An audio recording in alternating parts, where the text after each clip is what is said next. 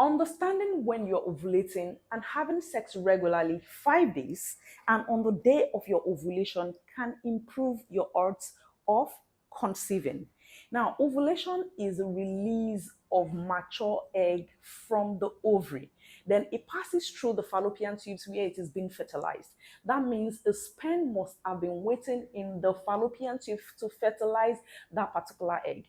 And an egg can live in and stay in the fallopian tubes for 12 to 24 hours, and a sperm can stay in the fallopian tube in a good environment, in a good condition for up to 5 days. So that is why it is always good to have active sex before ovulation, during ovulation, to increase your chances of conceiving. Now, a lot of people don't know how to calculate their ovulation. That is why I want to repeat the previous video that I did. For instance, if we have a cycle, this is today is April 4th.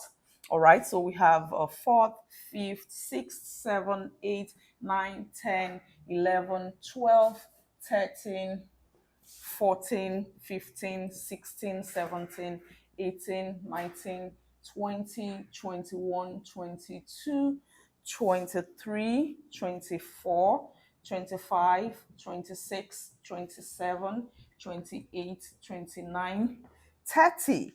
So for some other months, they have 31. So let's assume your menstruation started today, which is 4th of April, okay? And your menstruation is the normal 5 days. So we have 4th, 5th, 6th, 7th, 8th, all right? So now your menstruation stops 1, 2, 3, 4, 5, these 5 days. Now you're going to ovulate for a regular menstrual cycle of 28 days. Some people have a shorter 20 shorter cycle, while some people have longer. So I'm going to use myself as an example now. I have a normal 28-day cycle. So let's calculate when I'm going to ovulate. So assuming I started menstruating today, which is 4th, okay, and my menstruation stops on the 8th. So I'm going to count 14 days. Typically, a woman ovulates around day 10, between day 12 and 14 day. So for me, I ovulate on day 14. Sometimes I do day 13. So, but typically between day 13 and 14, I should ovulate. So I'm going to count 14 days. So this is 1, 2, 3, 4, 5, 6, 7, 8, 9, 10, 11, 12, 13, 14. So it means that I will be ovulating on the 17th of April.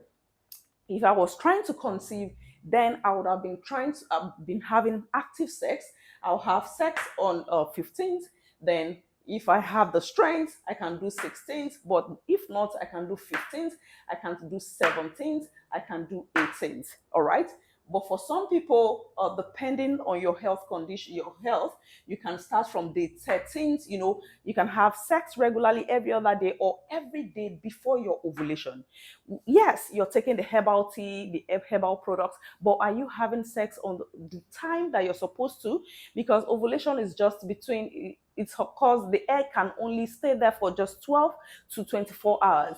After 24 hours, conception cannot occur anymore. Okay, so you just have those few hours to actually for the sperm to fertilize the egg. Now 14 days into my menstrual cycle is actually my ovulation. So if I started menstruating today, I'm going to ovulate on the 17th of this month. So depending on your menstrual cycle, if it is shorter or longer, you need to calculate. Aside using a calendar, what are the other ways that you can use to know if you're ovulating?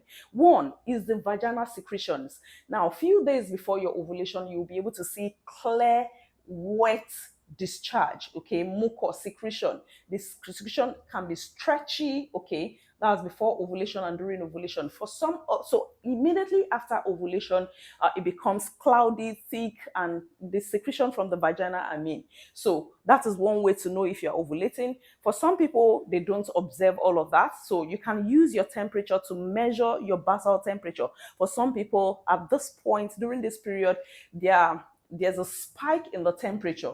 While the third way, of course, is getting an over-the-counter ovulation kit. All right, so the ovulation kit can actually detect the hormone, the LH surge, okay, that actually predicts that, oh, you're about to ovulate or you are ovulating. So using this thing, so you either use your calendar. For some of us, it's very accurate, or you use your temperature to know. Some people have mood swings during this period, or you get an over-the-counter kit. So these are the signs. Those three things are the signs to look for when you are ovulating, so that you know when exactly you should meet your spouse or your partner.